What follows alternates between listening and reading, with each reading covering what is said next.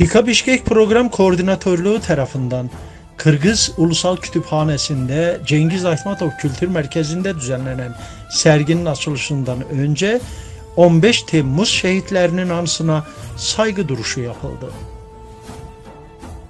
Açılış konuşmasını gerçekleştiren Türkiye Cumhuriyeti Bişkek Büyükelçisi Ahmet Sadık Doğan, Cumhuriyet'in bağımsızlık mücadelesinde önemli bir merhale olan 15 Temmuz gecesinin kahramanlarını ve hain darbe girişiminde şehit düşenleri hiç zaman unutmayacağını belirtti.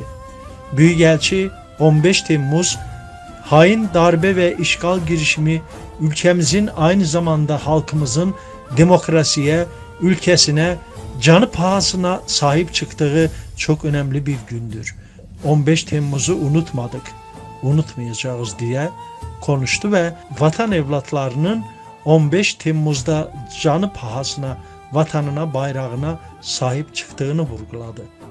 Ahmet Sadık Doğan'ın konuşmasının ardından programa katılan Macaristan Büyükelçisi ve Kuzey Kıbrıs Türk Cumhuriyeti Bişkek temsilcisi yanı sıra misafirler sergiyi gezdi, Büyükelçinin tek tek anlattığı fotoğrafları incelediler.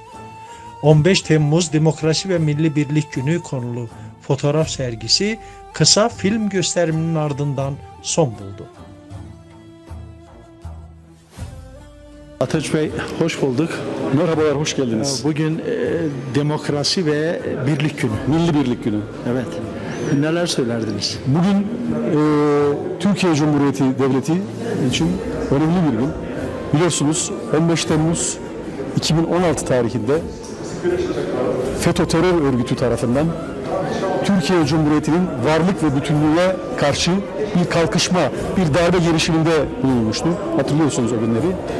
Ancak hain terör örgütü bu kalkışma, bu darbe neticesinde herhangi bir sonuç elde edemedi.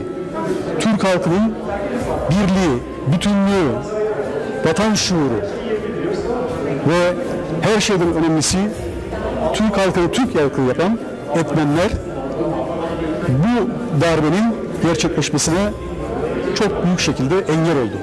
Buradan ben bu darbenin gerçekleşmemesi konusunda iradesini ortaya koyan Türk halkını tebrik ediyorum. Sizlerin huzurunda 15 Temmuz günü şehadete erişen tüm evlatlarımıza, tüm vatan evlatlarına Allah'tan rahmet diliyorum. Gazilerimize acil şifalar diliyorum. Şehit ailelerine ve Türk milletine başsağlığı diliyorum. Sağ olun.